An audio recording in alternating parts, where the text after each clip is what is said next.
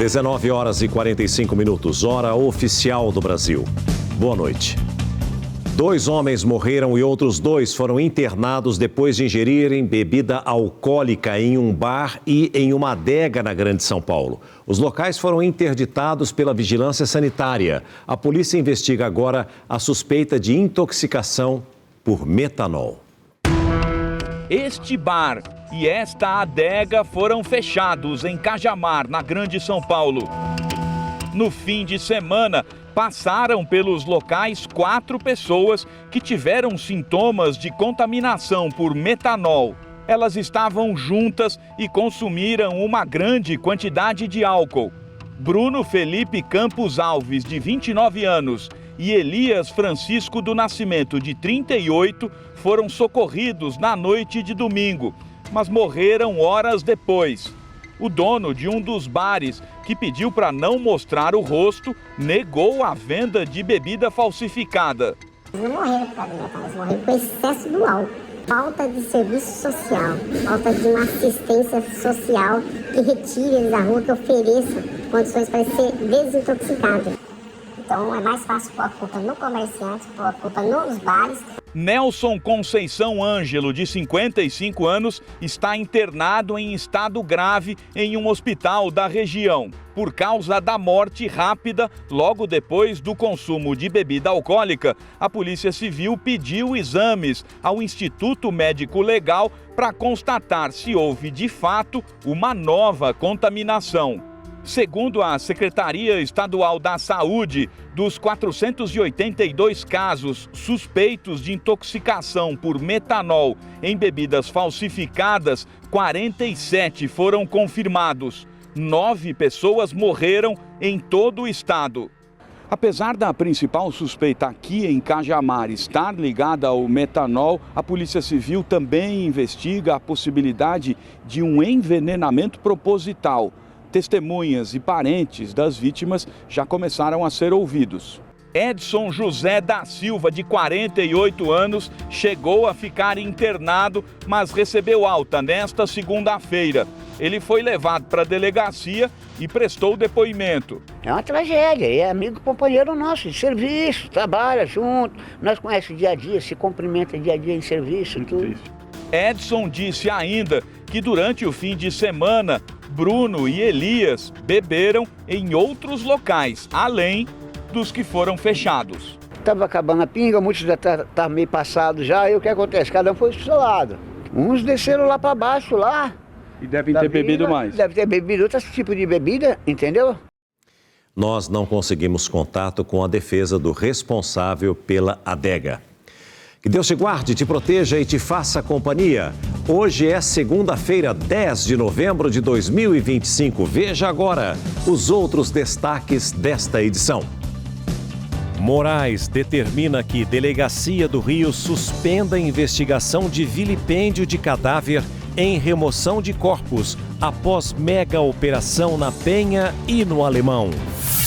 Conferência do Clima começa oficialmente em Belém, com críticas de Lula a líderes mundiais que não foram ao evento e promessa de COP da Verdade. É momento de impor uma nova derrota aos negacionistas. Imagens de satélite revelam antes e depois de passagem de tornado por cidade do Paraná. Justiça do Rio de Janeiro decreta falência da Oi, mas permite continuação provisória de atividades. Julgamento de Bruno Henrique na Justiça Desportiva é adiado novamente. Atacante do Flamengo é acusado de beneficiar apostadores. Conectado com você, sintonizado com o mundo, o SBT Brasil está no ar.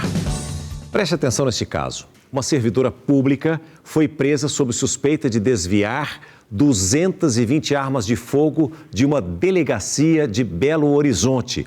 É para a capital mineira que nós vamos agora saber de todos os detalhes com a repórter Nesh Castro. Nesh, como é que ela tinha acesso a essas armas e onde essas armas estavam guardadas? Conta tudo pra gente, uma boa noite para você.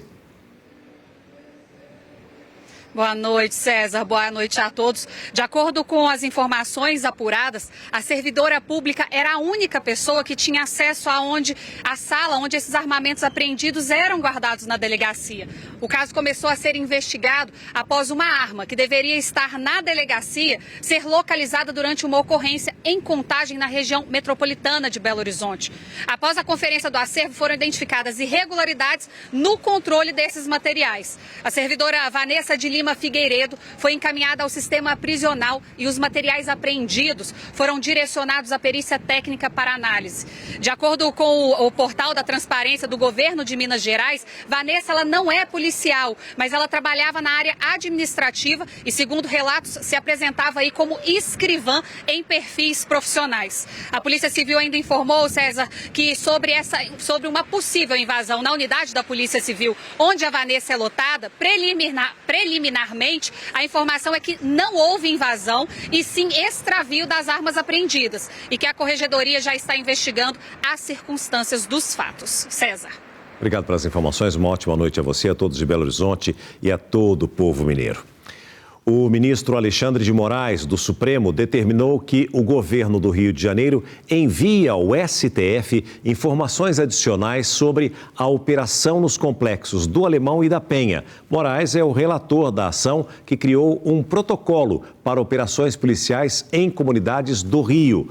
Nós vamos agora trazer a notícia ao vivo para você, direto de Brasília, com a repórter Vitória Mello. Por que Moraes tomou essa medida? Conta pra gente, Vitória. Uma boa noite para você.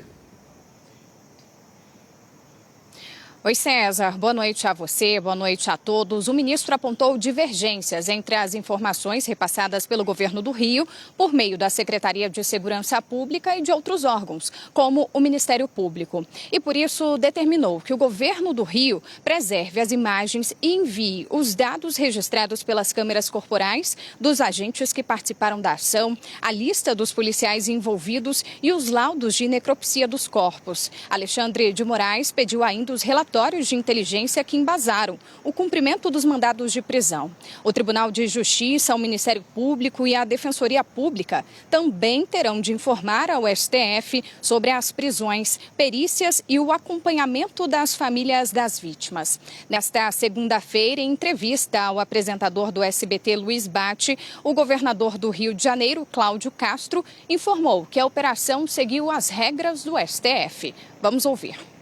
E a gente respeitou 100%, recebi o ministro Alexandre de Moraes, que é o novo relator lá, mostramos para ele como tudo funcionava, foi uma experiência bem importante para que a gente pudesse comprovar o planejamento bem feito, a questão das câmeras, todos os policiais de câmera. Então, assim, a gente tem muita tranquilidade do planejamento e tranquilidade da transparência total. Agora, os órgãos de controle, Ministério Público, quem quer que seja, vão poder fazer todas as críticas caso haja. Bom, e o ministro Alexandre de Moraes determinou ainda a suspensão imediata do inquérito aberto contra familiares de vítimas da operação no Rio de Janeiro. Eles estavam sendo investigados por fraude processual e vilipêndio de cadáver após terem retirado os corpos dos locais ali de confronto na área de mata. A investigação que tramitava na delegacia da Penha foi suspensa por ordem do ministro Alexandre de Moraes, que deu ainda 48 horas para que as autoridades prestem mais informações. Nós entramos em contato com a Polícia Civil do Rio de Janeiro, César, que disse o seguinte, que o inquérito não trata de uma investigação contra familiares de mortos, mas apura ordens de chefes de facções para tentar esconder os vínculos dos mortos com a organização criminosa. Eu volto com você.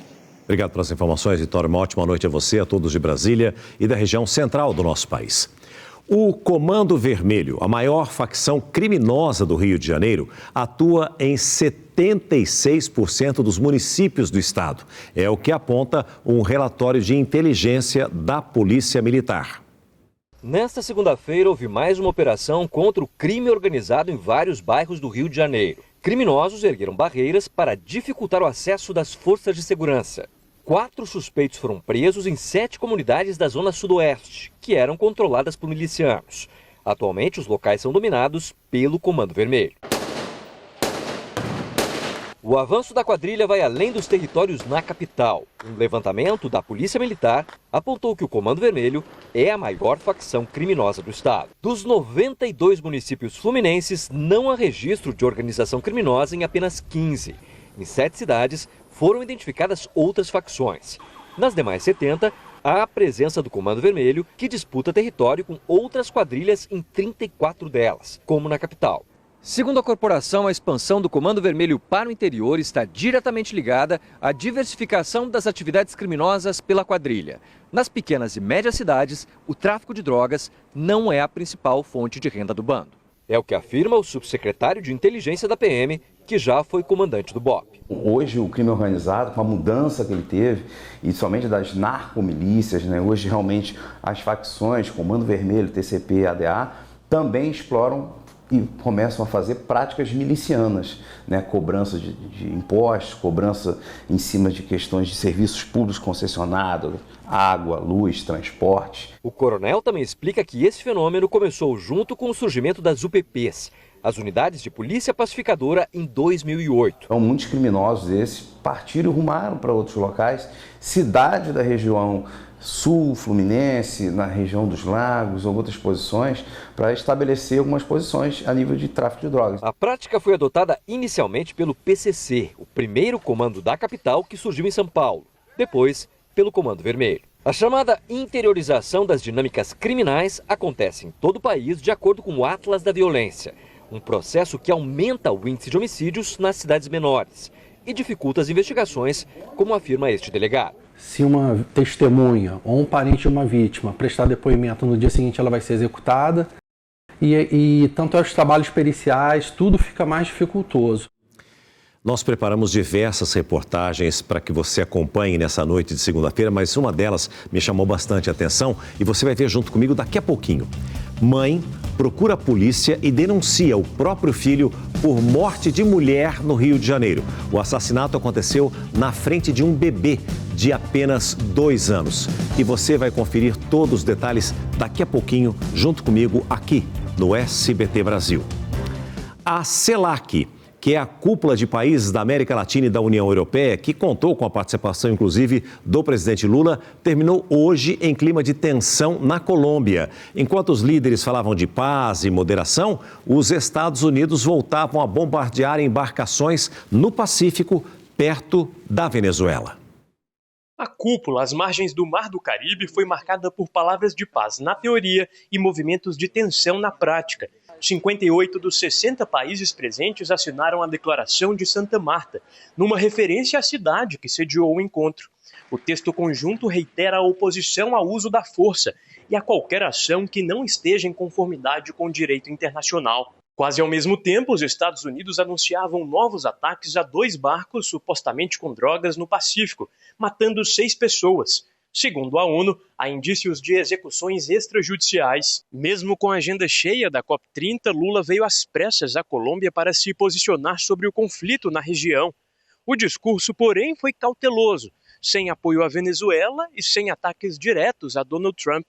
O Brasil tenta manter o equilíbrio enquanto negocia com os Estados Unidos o fim do tarifaço, que impacta diretamente as exportações brasileiras. A ameaça de uso da força militar voltou a fazer parte do cotidiano da América Latina e do Caribe. Velhas manobras retóricas são recicladas para justificar intervenções ilegais. O presidente da Colômbia, Gustavo Petro, foi mais duro. Disse que a sociedade norte-americana precisa saber que está financiando com seus impostos ataques contra pessoas pobres do Caribe. A sociedade dos Estados Unidos está assassinando com seus impostos gente pobre de um Caribe. Após a declaração, uma revista colombiana publicou uma foto em que um funcionário do alto escalão da Casa Branca segura um documento que traz uma montagem do presidente colombiano como prisioneiro, ao lado de Nicolás Maduro. O episódio gerou um incidente diplomático e Petro reagiu chamando o embaixador colombiano em Washington para consultas. 42 pessoas já foram presas desde agosto no Ceará, suspeitas de expulsar moradores de casa. O objetivo, segundo a polícia, é utilizar os imóveis como esconderijo de facções criminosas. O cenário é de uma cidade fantasma. O pequeno distrito da zona rural em Morada Nova, no interior do Ceará, ficou deserto depois que cerca de 300 famílias foram forçadas a abandonar as próprias casas por ordens de facções criminosas. Em Pacatuba, na região metropolitana de Fortaleza, moradores desta vila também enfrentaram o mesmo drama. Os criminosos expulsaram famílias de pelo menos 30 residências em setembro. Mesmo dentro da capital Fortaleza, há conjuntos habitacionais dominados pelo crime organizado e cada vez com menos ocupantes que temem a onda de violência. Uma política do crime organizado em cima dessas ocupações de território. Nós temos as expulsões quando você não atende à exigência imposta, né, pelo aquele crime, aquela organização criminosa que está naquele local. A paga, por exemplo, do pedágio, né, transformar a sua residência, vamos dizer, num paiol de armamento ou então de setor de fuga. Um relatório da Polícia Civil do Ceará aponta que o estado teve 219 ocorrências de expulsões de moradores por facções criminosas em um período de 1 ano e 9 meses, entre janeiro de 2024 e setembro de 2025. Somente aqui em Fortaleza foram 143 episódios em 52 bairros. Muitas das comunidades afetadas pelos deslocamentos já enfrentam condições de vulnerabilidade social, marcadas por pobreza, carência de serviços básicos e exclusão social. Essa situação, segundo o relatório, tem impacto direto sobre a juventude, que acaba sendo recrutada para atividades ilícitas, seja por coação, seja por ausência de oportunidades. De acordo com a Secretaria de Segurança Pública do Ceará, 42 suspeitos foram presos desde agosto por participação nos deslocamentos forçados. Você fazer a prisão ou fazer a permanência da polícia em determinado local é enxugar gelo. Nós temos que, na verdade, ter a ocupação do Estado como um todo, com ação social mais presente, com trabalho e emprego, com a questão de educação. Bom, enfim, são vários os setores do Estado que podem perfeitamente ocupar após a faxina que a polícia vem a fazer dessas organizações criminosas. A Justiça da França mandou soltar o ex-presidente Nicolas Sarkozy, condenado a 5 anos de prisão pelo recebimento de recursos considerados ilegais. Durou 20 dias o tempo na prisão do ex-presidente francês.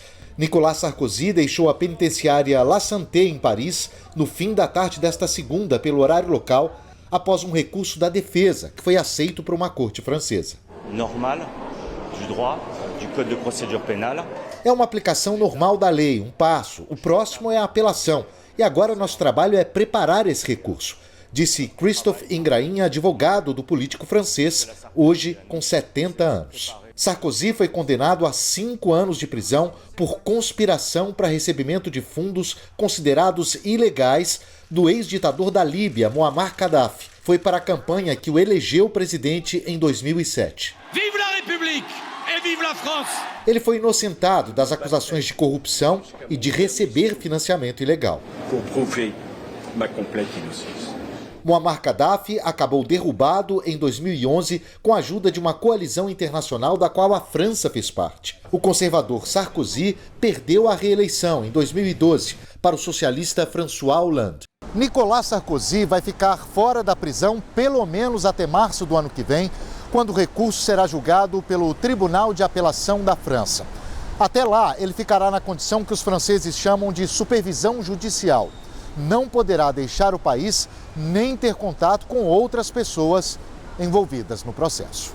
O ex-presidente já tinha sido acusado em outro caso de corrupção, mas sempre jurou inocência e alega ser vítima de uma perseguição política. Como no dia em que chegou, a mulher de Sarkozy, a cantora Carla Bruni, foi buscá-lo na prisão. Os dois seguiram de carro, escoltados, até o apartamento da família, no oeste de Paris. A polícia do Rio de Janeiro prendeu uma dupla suspeita de matar uma mulher a tiros na frente do filho dela. Um dos criminosos, acredite, foi denunciado pela mãe dele. David Souza Malto, de 24 anos, foi levado hoje à tarde para a Delegacia de Homicídios na Barra da Tijuca, na zona sudoeste do Rio. Ele e o comparsa Eric Santos Maria são suspeitos pela morte da técnica de enfermagem Laís Oliveira Pereira, de 26 anos. A vítima foi morta na frente do filho, de 2 anos, na terça-feira passada, em Sepetiba, na Zona Oeste. A polícia conseguiu identificar a dupla através de câmeras de monitoramento de ruas do bairro. Essas imagens mostram Laís empurrando o carrinho do filho.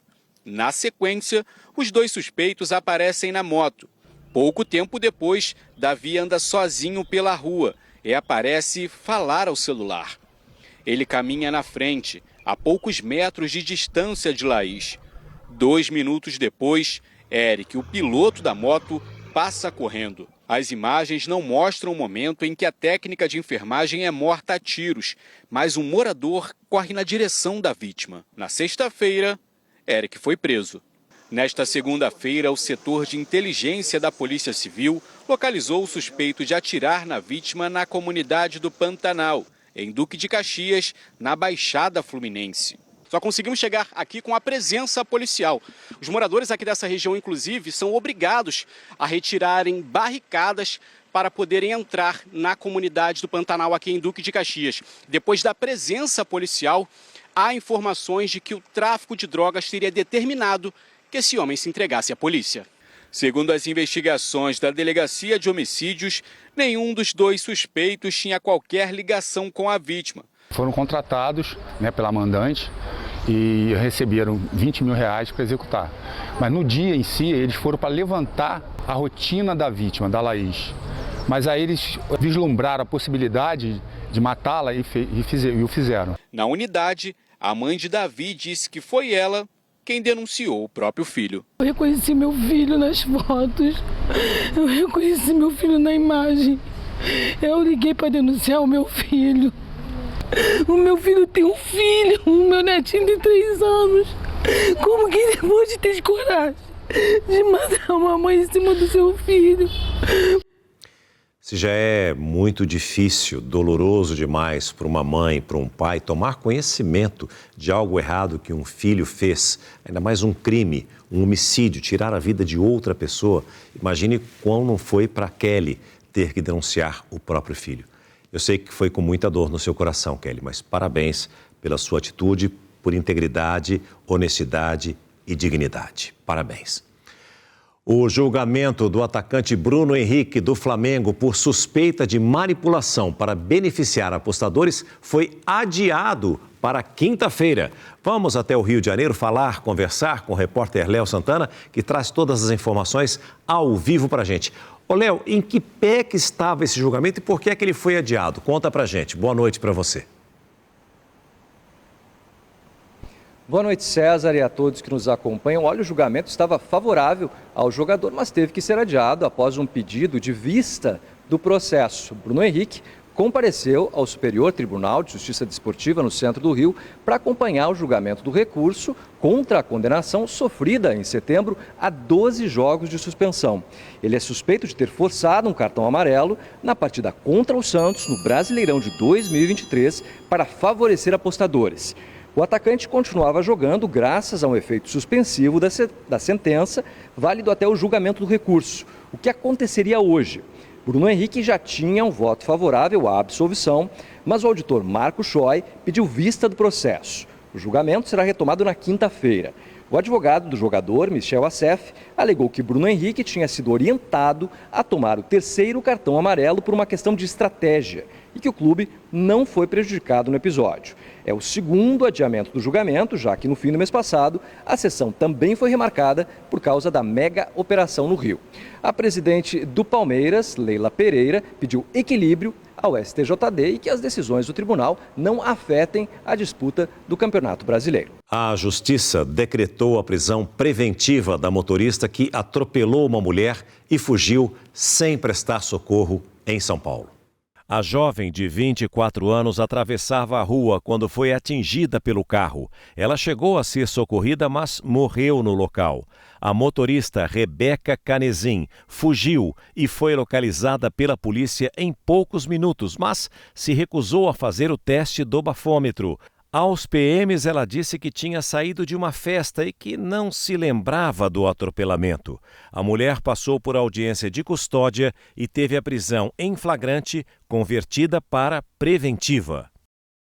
A primeira turma do Supremo Tribunal Federal começa a julgar nesta terça-feira o terceiro núcleo da trama golpista. O grupo formado por militares das Forças Especiais, os chamados Kids Pretos e um policial federal, é acusado de participar de planos que previam o sequestro e o assassinato de autoridades. O próximo grupo a ter o futuro definido pela primeira turma é o maior em número de réus: 9 militares e um policial federal. Eles são acusados de terem incitado superiores a aderirem à tentativa de golpe e de terem participado dos planos Copa 2022 e Punhal Verde e Amarelo, que previam o sequestro e o assassinato de autoridades como o ministro Alexandre de Moraes, o presidente Lula e o vice-presidente Geraldo Alckmin. 4 datas foram reservadas para o julgamento. Se todas as sessões forem utilizadas, o término está previsto para o próximo dia 19. Enquanto isso, as defesas dos réus do núcleo crucial da trama de golpe, entre eles o ex-presidente Jair Bolsonaro, voltam os olhos para a segunda rodada de recursos que devem ser apresentados na ação penal. A análise da primeira, os chamados embargos de declaração, só será oficialmente encerrada na próxima sexta, dia 14. Mas já há unanimidade pela rejeição dos pedidos, que envolvem desde o recálculo da pena até a anulação do processo. Na próxima semana, deve ser aberto um novo prazo para a manifestação das defesas. O cumprimento das penas estabelecidas só será iniciado após o esgotamento dos recursos. Para o líder da oposição no Senado, a única saída positiva para o ex-presidente é a aprovação da anistia. Nós acreditamos que a forma de se resolver o problema é política.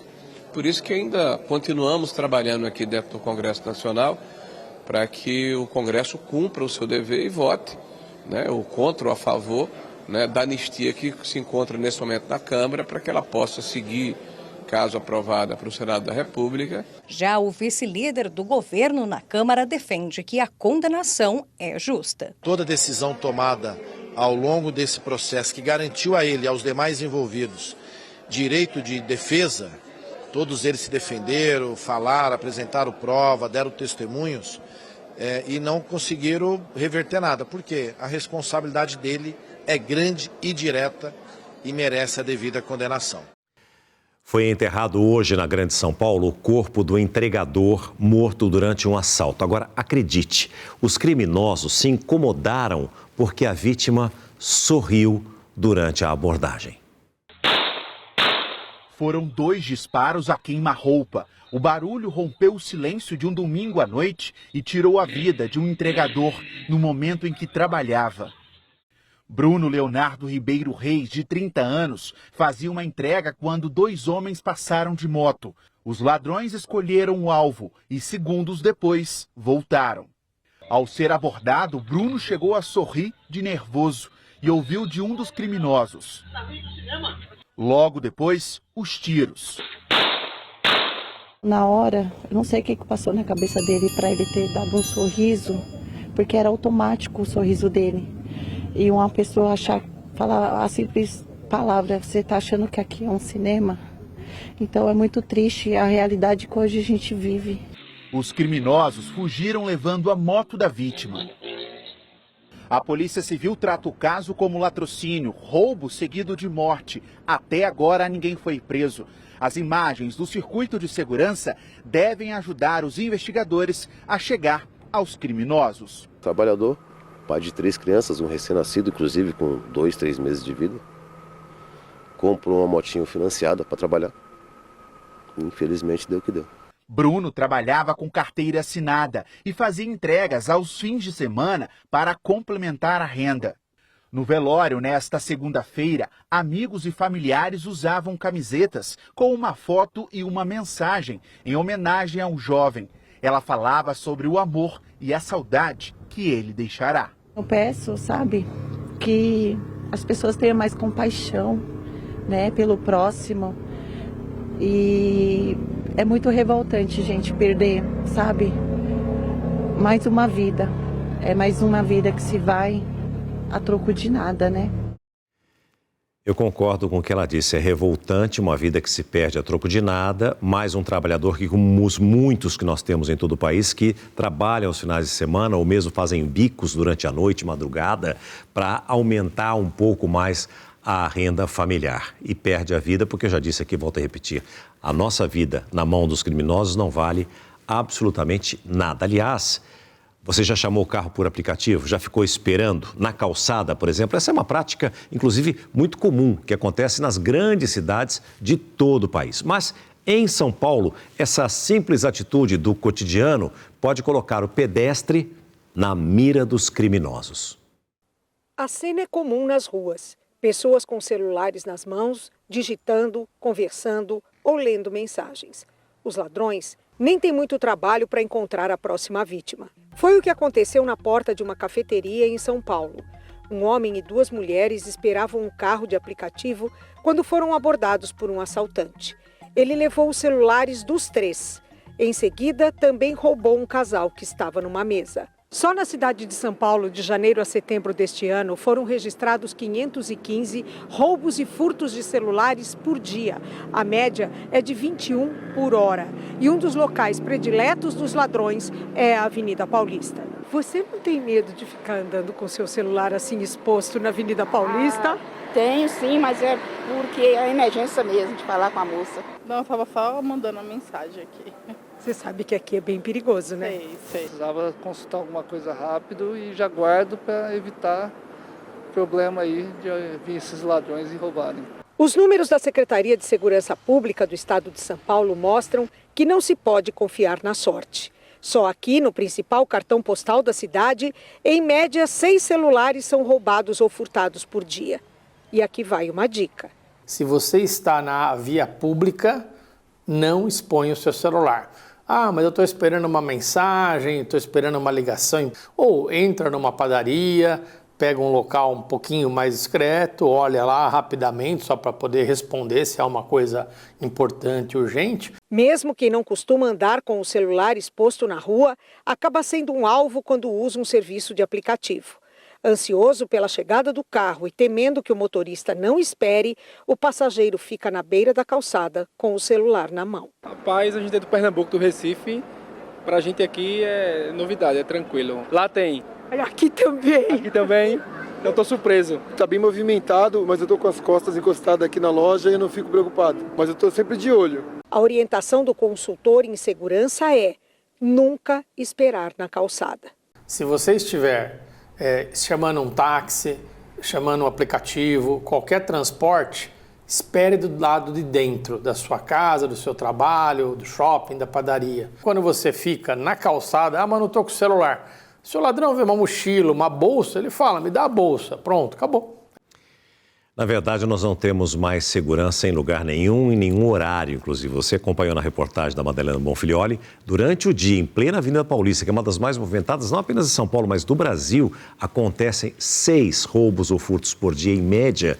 Imagine em outros locais, como você acompanhou na reportagem, principalmente à noite, quando você não tem nenhuma proteção. E, na verdade, as pessoas têm muito medo e acabam fugindo, inclusive. Muitas vezes você acompanha câmeras de segurança com muitos crimes, como nós já mostramos na edição de hoje do SBT Brasil, em que a pessoa corre para não participar e nem tentar ajudar ninguém.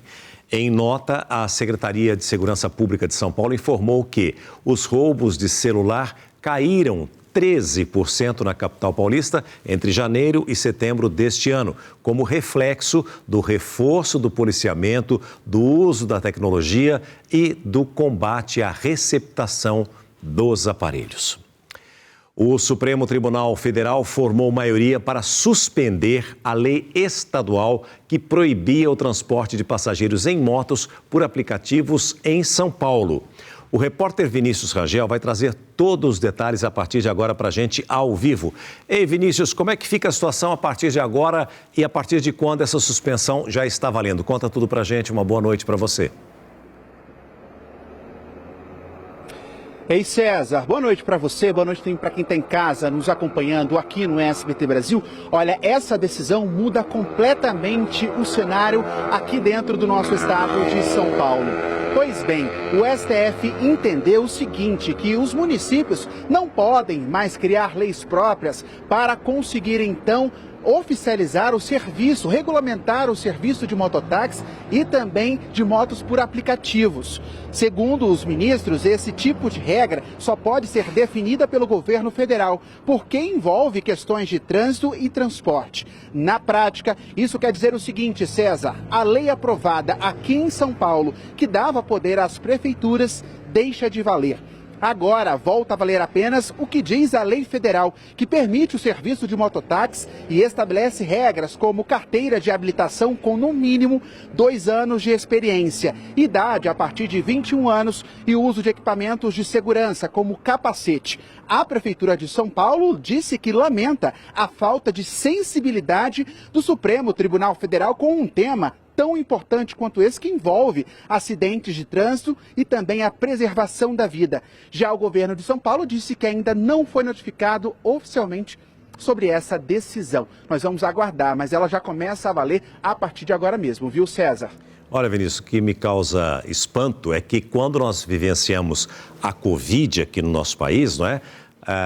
O governo federal disse que as prefeituras e os estados eram responsáveis, cada um fazia o que queria com relação às leis naquele momento, né? E agora a lei de trânsito não pode mais. Eu, independentemente desse caso, já disse aqui, quero manifestar mais uma vez que a minha vontade, o meu desejo, né, é que o Brasil, como uma república federativa do Brasil, que cada estado tivesse as suas leis, assim como acontece nos Estados Unidos. Lá, as próprias leis de trânsito mudam de um estado para o outro, e deveria ser assim, porque o Brasil é muito grande e desafoga um pouco também, chega de tanto processo, de tanta coisa para o Supremo definir, né? Deixa as prefeituras decidirem, os governos estaduais decidirem o que é bom para cada região. Obrigado pelas suas informações, uma ótima noite a você e a todos de São Paulo. Olha, 3 mulheres morreram em um grave acidente de carro em São Vicente, no litoral paulista. O jovem que dirigia o veículo, adivinhe, estava embriagado.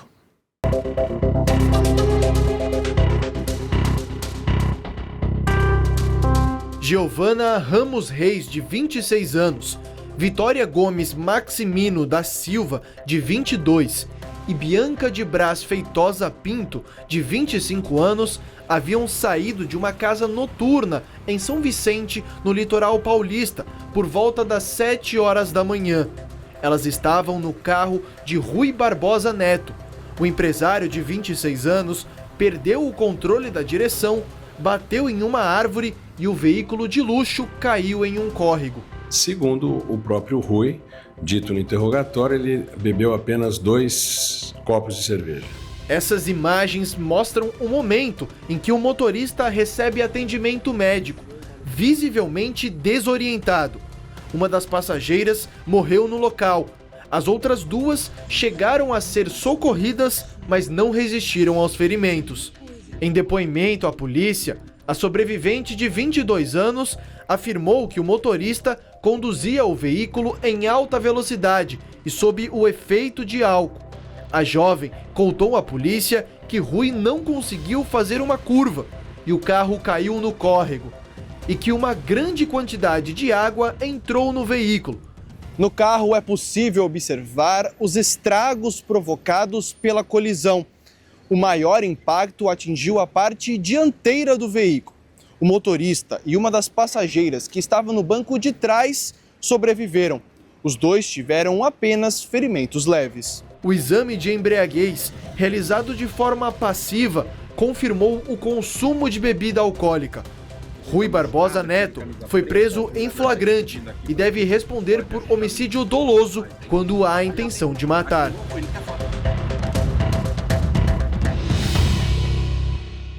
Enquanto as leis não forem modificadas com urgência, casos como esse que você acompanha agora continuarão acontecendo e, infelizmente, nós iremos mostrar e apresentar para você. O presidente da Câmara, Hugo Mota, disse que intermediou uma conversa entre o diretor-geral da Polícia Federal e o deputado Guilherme Derrite para garantir que as atribuições da PF no combate ao crime organizado sejam mantidas. A escolha do parlamentar para relatar o projeto de lei antifacção enviado pelo governo federal ao Congresso aumentou a tensão entre a Câmara e o Palácio do Planalto. O parecer pode ser votado amanhã. recém-licenciado da Secretaria de Segurança Pública do governo Tarcísio de Freitas, em São Paulo, Guilherme Derrite foi anunciado relator da proposta pelo presidente da Câmara, Hugo Mota. No mesmo dia, o deputado divulgou o parecer sobre o projeto de lei antifacção enviado pelo governo ao Congresso no começo do mês. A escolha de Derrite irritou o Palácio do Planalto, em especial pela ligação dele com Tarcísio, opositor do governo federal e possível adversário de Lula nas eleições do ano que vem. Como a decisão de Hugo Mota já está tomada, o Planalto pede calma nas negociações do texto, mas a avaliação interna é que o parecer de Derrite desconfigurou a proposta do Ministério da Justiça. Eu, sinceramente, estou muito descontente quando conversar com o presidente Hugo Mota. Vou falar isso.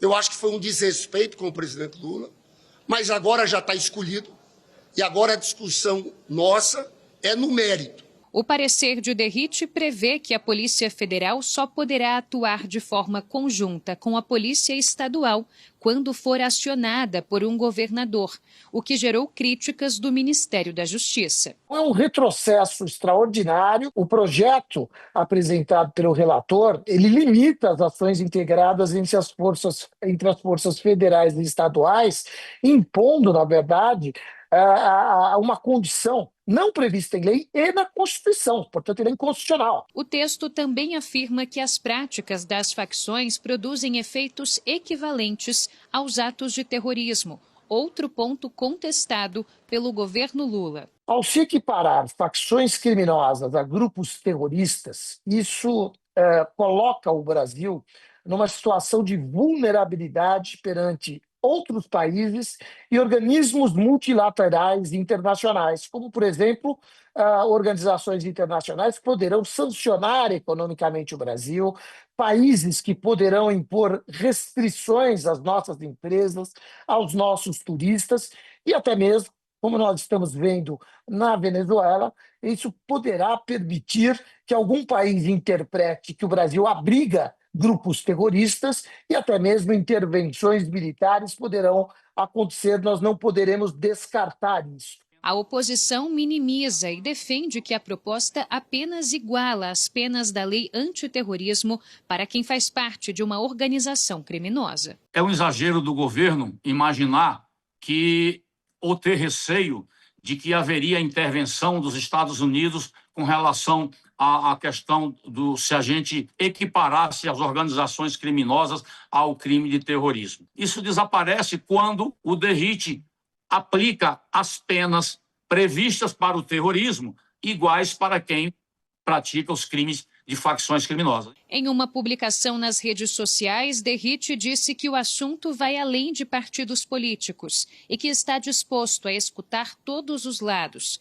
Afirmou ainda que o objetivo da proposta é manter as competências estaduais, estimulando a integração entre todos os órgãos de segurança pública.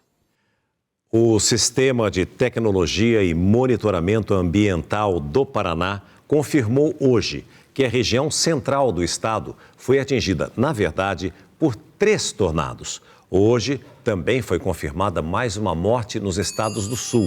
A 7ª vítima foi encontrada às margens de um rio em São José dos Ausentes, no Rio Grande do Sul. As outras 6 mortes ocorreram no Paraná.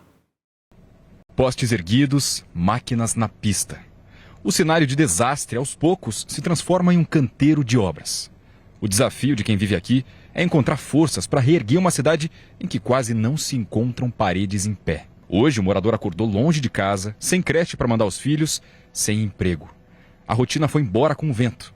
Nós já temos hoje uma cidade com as ruas transitáveis, com os entulhos retirados, né? Estamos aí já numa fase final de cadastramento dessas famílias que foram afetadas, do levantamento do prejuízo das residências. Temos hoje mais de 40 engenheiros trabalhando e levantando o que precisa ser feito. Por aqui, toda ajuda é bem-vinda e vai fazer muita diferença na vida de todo mundo. Mas também precisa de uma certa coordenação. Por exemplo, está chegando muita comida, muito mantimento, muitos itens de higiene pessoal e muitos colchões. Só que no que restou da cidade, os colchões não têm onde ficar, porque não tem cama, não tem casa erguida. Então a prioridade nesse momento é outra: telha, tijolo e muita mão de obra. A cidade está no TI. E o TI é dia após dia, uma recuperação gradativa. Agora o momento é de construção, reconstrução. Então o que nós precisamos aqui é material de construção e gente. Nessa segunda, equipes de psicólogos chegaram para acolher quem ainda não tem para onde voltar, ou quem abraçar na volta. O Roberto perdeu a filha de 14 anos.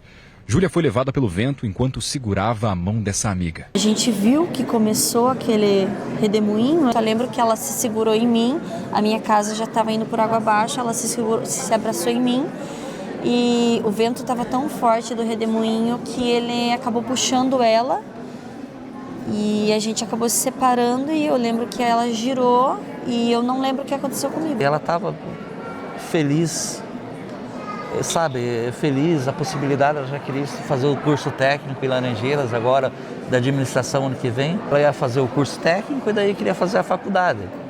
Entre máquinas e entulhos, um sorriso. Esse rapaz, dentro do carro destruído por um poste, leva no banco de trás o motivo da alegria. A esposa e a filha, que estavam dentro do veículo quando o tornado passou, estão vivas. Elas estavam dentro do carro? A neném se escondeu ali e a mulher estava deitada em cima dela aqui. Nem sei contar o que pensar na hora. Eu achei que nós ia morrer só.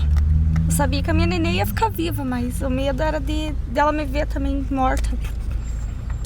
O carro não dá nada, né? Perdeu um dia, consegue outro. Né? Tendo a família, não dá nada. Mesmo quem não tem mais nada, continua aqui. A cidade, com pouco mais de 13 mil habitantes, está sendo abraçada pelo Brasil inteiro. E se dos limites para fora o pedido é por ajuda, para quem viveu uma vida toda por aqui, o apelo é só um. Não podemos deixar ninguém embora, eu só estou dando uma palavra aqui, confie no que eu estou falando, nós vamos reconstruir o Rio Bonito metro por metro. O céu azul do fim de semana está com os dias contados. A chuva deve voltar na quarta-feira. A esperança é que ela venha mansa, leve, para lavar a alma de um povo machucado, mas muito resiliente. As imagens são impressionantes e assustam, parece até cenário de filme, né?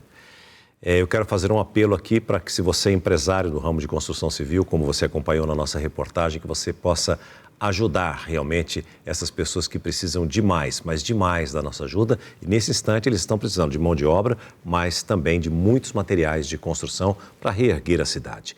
Aliás, a região sul do Brasil é a que mais tem chance de receber tornados por causa da condição atmosférica. Uma equipe de pesquisadores da Universidade Federal do Rio Grande do Sul criou, inclusive, um laboratório para estudar o fenômeno.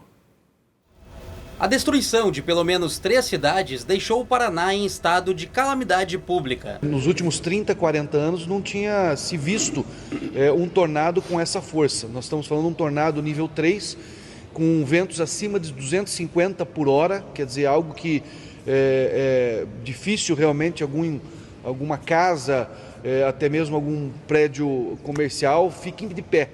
Essas imagens de satélite mostram o antes e depois de Rio Bonito do Iguaçu, no centro-sul do Paraná, após a passagem do tornado.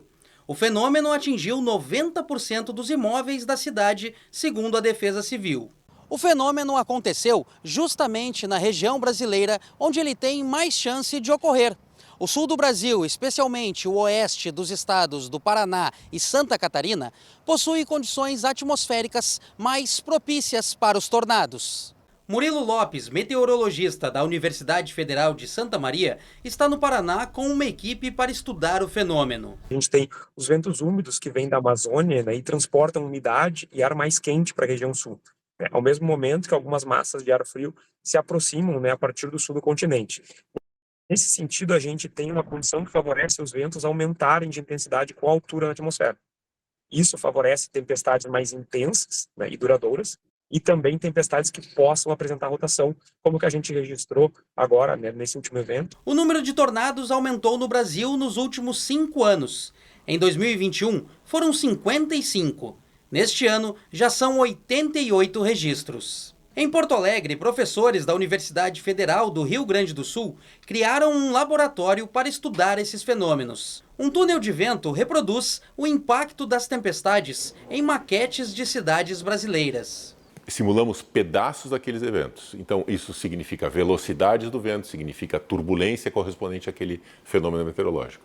E nós construímos, então, necessariamente agora para medir construímos modelos reduzidos que são instrumentados com vários tipos de sensores. O laboratório já produziu mais de 500 laudos para pontes, prédios e estádios, dentro e fora do Brasil. As réplicas das edificações possuem milhares de sensores, que simulam os efeitos de uma tempestade nas construções. Os ventos por aqui podem ultrapassar os 200 km por hora. Se estabelece uma determinada velocidade mínima que a edificação deve resistir. No caso especificamente da região oeste do Paraná, por exemplo, onde ocorreu usando como exemplo a tragédia que aconteceu recentemente, a norma brasileira especifica 50 metros por segundo, isso em torno de 180 km por hora. E para hospitais, digamos assim, chegaria a 200 km por hora. O que explica a destruição no oeste do Paraná, já que, de acordo com os modelos produzidos no laboratório, as construções não teriam estrutura para suportar ventos de quase 300 km por hora. O presidente Lula abriu hoje a COP30, a 30ª Conferência do Clima da ONU em Belém. No discurso, Lula afirmou que as mudanças climáticas são uma tragédia do presente e citou como exemplo o tornado que varreu uma cidade no Paraná. O presidente disse ainda que é preciso impor uma nova derrota aos negacionistas.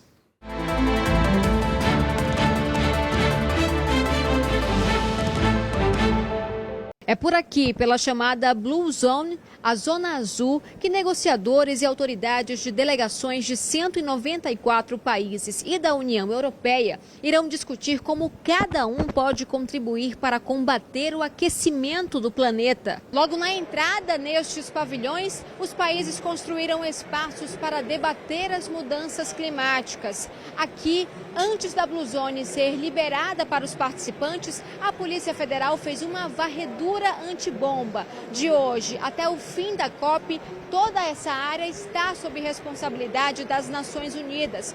Assim como a capital do país foi transferida para Belém, a sede da ONU vai funcionar temporariamente aqui no Pará. Na abertura dos trabalhos da Conferência da ONU para Mudanças do Clima, o presidente Lula citou os recentes desastres naturais no Caribe e no sul do Brasil, que causaram mortes e deixaram milhares sem moradia. A mudança do clima já não é uma ameaça do futuro, é uma tragédia do presente. O furacão Melissa, que fustigou o Caribe, e o tornado que atingiu o estado do Paraná, no sul do Brasil, deixaram vítimas fatais e um rastro de destruições. Lula aproveitou o discurso para criticar os líderes mundiais que não vieram à conferência. Que se os homens que fazem guerra estivessem aqui nesta COP, eles iriam perceber que é muito mais barato colocar 1,3 trilhão de dólares para a gente acabar com o problema climático, do que colocar 2,7 trilhões de dólares para fazer guerra como fizeram no ano passado. E atacou o negacionismo. A COP30 será a COP da verdade. Na era da desinformação, os obscurantistas rejeitam não só as evidências da ciência, mas também os progressos do multilateralismo. É momento de impor uma nova derrota aos negacionistas. Nesta segunda, o governador do Pará respondeu uma crítica do presidente dos Estados Unidos. Donald Trump não veio à COP30 nem mandou representantes da alta cúpula. O norte-americano disse que a construção da Avenida Liberdade, uma via que atravessa uma área da floresta no Pará, era um grande escândalo. Ao invés de estar aqui discutindo o meio ambiente, ao invés de estar aqui colocando um cheque robusto na proporção do que representa os Estados Unidos para as emissões de gases de efeito estufa à atmosfera, me venha de forma risível tratar sobre uma rodovia. Nós temos que apostar de que as lideranças públicas que exercem funções públicas devam sair do papel de digital influencer e exercer efetivamente a responsabilidade do papel de um agente público e de um líder global. Apesar dos trabalhos da COP30 terem iniciado oficialmente nesta segunda, a agenda de discussão na conferência começou no fim de semana, com negociadores de vários países reunidos na tentativa de adiantar acordos. Entre os principais assuntos estão a meta de redução na emissão de gases poluentes de cada país, o financiamento para investimentos em energia limpa e as ações para preparar as cidades para desastres naturais. E agora o SBT Brasil vai direto até a capital paraense para falar com os nossos enviados especiais, Kenzo Matida e Suane Guerreiro, que já estão aqui. Os dois são os nossos repórteres, você sabe muito bem, de Brasília, mas eles são, abre aspas, nascidos e criados em Belém, fecha aspas. Vamos começar com você, Suane. Conta pra gente como foi a abertura dessa COP30 e fala um pouquinho da sua vida também, que eu quero saber. Você saiu aí de Belém do Pará com que idade e por quê? Por desafios profissionais, é isso? Boa noite. Oi, César, muito boa noite a você, a quem nos acompanha no SBT Brasil. Exatamente, fui aí para Brasília fazer o mestrado, depois passei no concurso, já fiquei aí no SBT e não voltei mais. Estou muito feliz, diga-se de passagem. E nós estamos aqui representando o povo paraense, mas também falando para o Brasil. A movimentação aqui no Parque da Cidade está mais tranquila, mas muita gente deixando ainda aqui o local. Nas próximas 2 semanas, a previsão é que mais de 47 mil pessoas circulem pelo Parque da Cidade, entre líderes mundiais, também ministros de Estado, ambientalistas, negociadores, tudo para quê? Discutir essa questão da emergência climática. E ainda há pouco, no início da noite, a CEO da COP30, Ana Toni, disse que já neste primeiro dia fez um balanço. Os países conseguiram chegar a um acordo para iniciar de fato as negociações. E por que isso é importante, César? Porque se um país desses 194 disser que não está de acordo com essa agenda, as negociações não andam. E de acordo com Ana Toni, nas últimas 4 COPs não foi possível dar início às reuniões regulares já neste primeiro dia. E olha, César, já nesta segunda-feira a comunidade internacional conheceu o famoso toró, não é, Kenzo Matida? Conta pra gente. É isso, Sônia. Muito boa noite para você, boa noite, César, e a todos que nos acompanham. Vamos explicar o que é o toró para quem está em casa e não é de Belém, não é do Pará. O toró é quando a gente fala, quando está chovendo forte, aquela chuva densa, a gente chama, está caindo um toró lá fora. Esse toró caiu hoje à tarde aqui, mas não prejudicou as avenidas, tudo funcionou normalmente, inclusive para falar sobre os desastres climáticos, né, os desastres que acontecem, como aconteceu no sul do Paraná. A ministra de Gestão e Inovação, Esther Dweck, falou sobre esses desastres e disse que o Brasil está inovando agora para tentar identificar com mais agilidade as vítimas dos desastres naturais. O objetivo é que o governo traga essa ajuda de forma mais rápida a essas vítimas. Isso vai estar sendo discutido nos próximos dias no governo brasileiro. Todos esses debates, todas essas conferências, esses acordos, eles são traçados e definidos aqui, nessa área onde nós estamos, que é a chamada Zona Azul, a área azul. Tem ainda a área verde, onde tem a participação da sociedade civil. E tem ainda a Agrizona, que é a primeira vez que uma conferência climática abre espaço para os produtores agrícolas, que mostram que produção e preservação podem caminhar lado a lado. Veja na reportagem. A Agrizone é uma área inteira dedicada à agricultura sustentável e às novas tecnologias que estão transformando a produção rural no Brasil. Os exemplos aqui estão por toda parte. A plantação de pimenta do reino precisa de suporte e sombra para se desenvolver. Antes, os produtores usavam estacas, que eram o resultado do desmatamento. Agora, uma árvore ajuda nesse processo. Hoje nós temos consolidado um sistema de produção de pimenta do reino em glicídia, que é uma árvore. Então, com esse sistema, o que está acontecendo? Nós agora estamos plantando árvore para produzir pimenta do reino. A proposta é mostrar que o produtor rural também é parte da solução para os desafios climáticos. É a primeira vez que agricultores mostram como produção e preservação podem caminhar juntas. Uma iniciativa inédita e muito positiva do Brasil, inaugurando na COP30 um espaço estruturado para a agricultura em paralelo com a questão ambiental mostrando ao mundo que está acompanhando a conferência que no Brasil há uma interação, uma sinergia entre produção de alimentos e sustentabilidade ambiental. Um estudo desenvolvido este ano pela Embrapa mostra que 29% do território brasileiro é compromisso ambiental, que está sob a responsabilidade do produtor agrícola.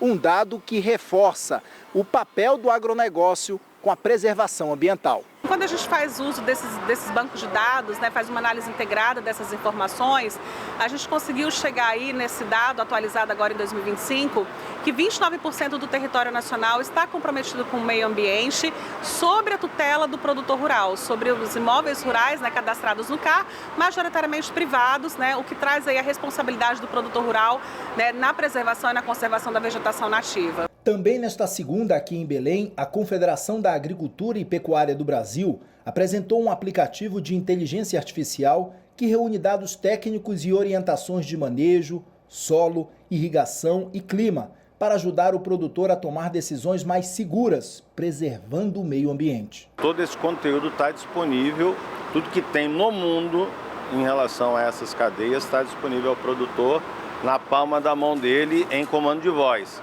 Então até o produtor analfabeto vai poder fazer essa consulta. A Justiça do Rio de Janeiro decretou hoje a falência da operadora de telefonia Oi.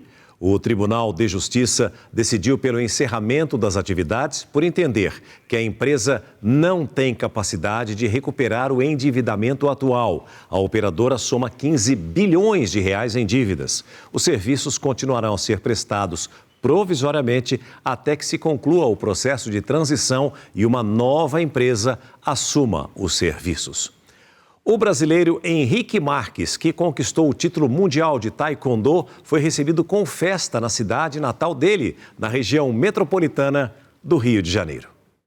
O reencontro com amigos e familiares teve um toque ainda mais especial. Henrique Marques, de apenas 21 anos, é de Itaboraí, na região metropolitana do Rio. Ele trouxe para a cidade onde nasceu não apenas uma medalha de ouro, mas o tão sonhado título mundial de taekwondo.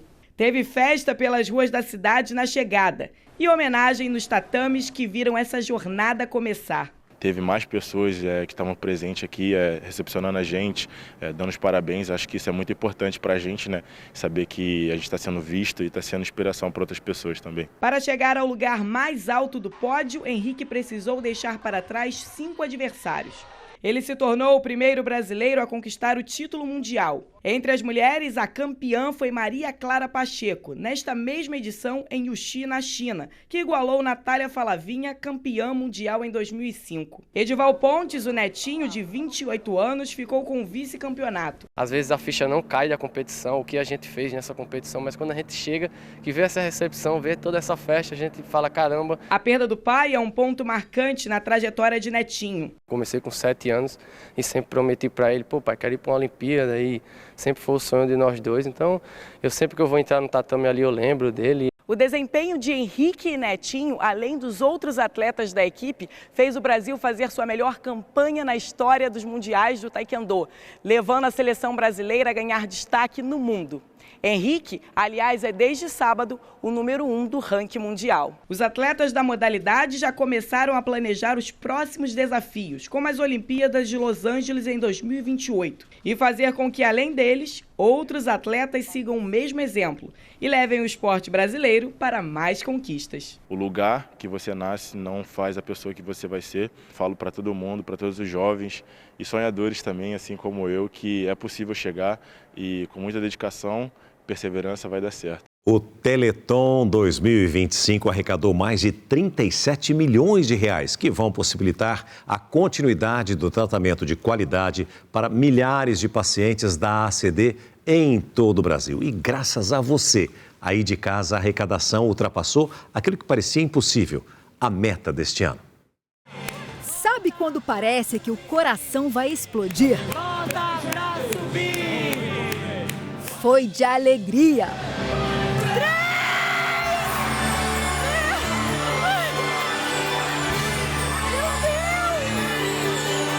Mais de 37 milhões de reais. O Teleton bateu a meta novamente.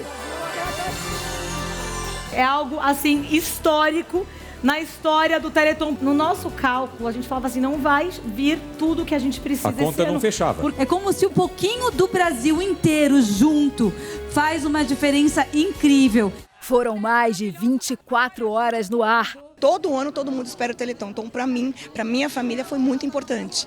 Artistas, jornalistas, influenciadores digitais. A gente convida a nos unirmos nessa corrente do bem. Teleton, esta campanha tão hermosa. Todo mundo unido pelo mesmo motivo: tocar o coração de quem estava em casa para doar. Eu peço a tua ajuda para que você faça essa doação. Pegue o telefone, ligue para os familiares, para os amigos e diga assim: olha, vamos ajudar a ACD precisa de nós. É um negócio gostoso, porque a gente reencontra um monte de gente, a gente bate um monte de papo, mas acima de tudo você vê um resultado.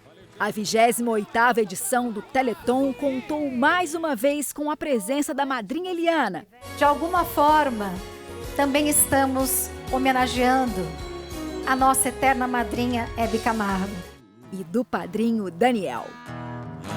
Ainda ontem chorei de saudade. Que honra pra gente, né? Fala a verdade, né? A gente tá aqui com saúde, em condições de ir e vir e poder participar mais um ano. A cada ano que eu tenho a honra de vir para cá, sabe, o caminho do SBT para mim é muito especial. O que ninguém viu nas telinhas foi aquela ansiedade que costuma bater pouco antes de entrar no palco, sabe? Não é todo dia que a gente está aqui, né? Uma apresentação no Teleton para se apresentar aqui para milhões de pessoas. E o nervoso deu lugar à emoção.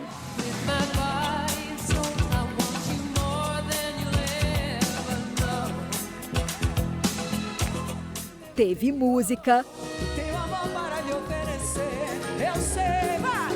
teve palhaçada, todo mundo tá feliz, teve essa galerinha animada do Pica-Pau Amarelo.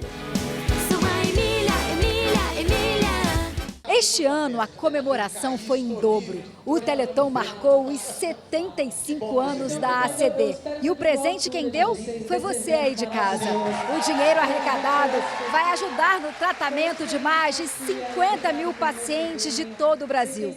Não importa a idade. Estela Menche, 10 anos. Diogo Lima, 38. Ponciano Santana, 77. 3 gerações diferentes. Eu, dessa geração, eu sou mais jovem. O bom humor, ele não perdeu. A gratidão e a sabedoria, os 3 carregam sem nenhuma dificuldade. Eu sou o que sou hoje, graças à ACD. O meu primeiro passo foi na ACD. Eu estou mostrando que todo mundo que tem necessidade pode ter uma vida super normal. Nada vai interferir. A Estela entendeu tudo. Os brasileiros que doaram também. Porque não existe limite quando o assunto é ajudar quem precisa recomeçar. Com apoio, empatia e solidariedade, fica menos difícil vencer cada barreira. Seja na condição que for. Né, Sofia? Lugar da pessoa com deficiência onde ela quiser.